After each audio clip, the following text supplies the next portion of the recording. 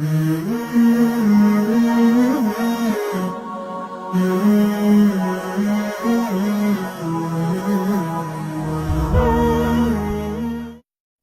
میں دو رائے نہیں ہے کہ امریکہ افغانستان میں شکست سے دوچار ہے، اس لیے کہ افغانستان میں تعینات امریکی فوج کے کمانڈر جنرل جان نیکسن نے 22 اگست بروز منگل کو کہا ہے کہ افغانستان کی جنگ میں شکست کی قیمت نہیں چکائی جا سکتی۔ امریکی جنرل نے انڈیا پر الزام لگاتے ہوئے کہا ہے کہ افغانستان میں اشرف غنی حکومت کے مخالفین بعض پڑوسی ممالک کی مدد سے افغان عوام کا قتل عام کر رہے ہیں، جبکہ اس سے پہلے گزشتہ سال امریکی وزیر دفاع جیم میٹس بھی اس بات کا اقرار کر چکے ہیں کہ امریکہ کو افغانستان میں طالبان کے خلاف جنگ میں شکست کا سامنا ہے۔ یاد رہے کہ افغانستان میں 2001 سے جاری جنگ میں تقریباً 2300 امریکی فوجی ہلاک اور 17,000 سے زائد فوجی زخمی ہوئے ہیں، جبکہ دوسری طرف امریکی صدر ڈونلڈ ٹرمپ اپنی افغان پالیسی میں فتح اور پاکستان کے خلاف بیانات دے رہے ہیں، حالانکہ زمینی حقائق اس کے بالکل برعکس ہیں، جن سے واضح ہوتا ہے کہ امریکی صدر ڈونلڈ ٹرمپ اپنی شکست کو چھپانے کے لیے ایسی دھمکیاں دے رہے ہیں اور پاکستان کے خلاف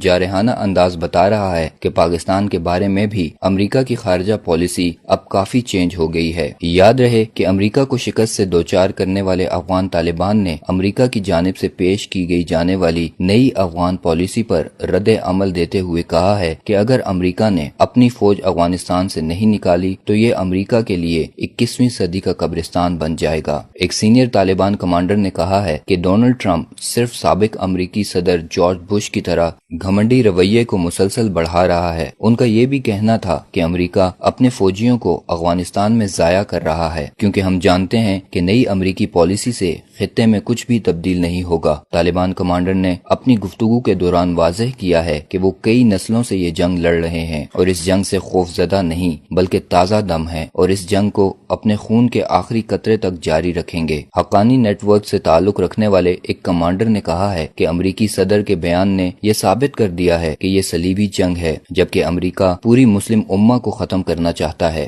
خیال رہے کہ امریکی صدر ڈونلڈ ٹرمپ افغانستان میں مزید ہزاروں امریکی فوجیوں کی تعیناتی کی راہ ہموار کرتے ہوئے طویل ترین جنگ کے خاتمے کے وعدے سے پیچھے ہٹ گئے، جبکہ پاکستان پر دہشت گردوں کو محفوظ ٹھکانے فراہم کرنے کا الزام دہرا دیا۔ اپنے خطاب میں امریکی صدر کا کہنا تھا کہ ہم پاکستان میں موجود دہشت گرد تنظیموں کی محفوظ پناہ گاہوں پر خاموش نہیں رہیں گے۔ امریکہ اپنی شکست کی چشم پوشی کرنا چاہتا ہے، جو کہ اب ناممکن بن چکا ہے، اس لیے امریکہ کو اب افغانستان میں رہ کر اپنی شکست کو مزید رسوائی میں نہیں بدلنا چاہیے، بلکہ فوری طور پر افغانستان سے اپنی فوج کا انخلا کرنا چاہیے تاکہ افغانستان امریکیوں کے لیے قبرستان ثابت نہ ہو اور افغانستان کی عوام 16 سالہ امریکی بربریت سے آزاد ہو کر سکھ کا سانس لے سکیں۔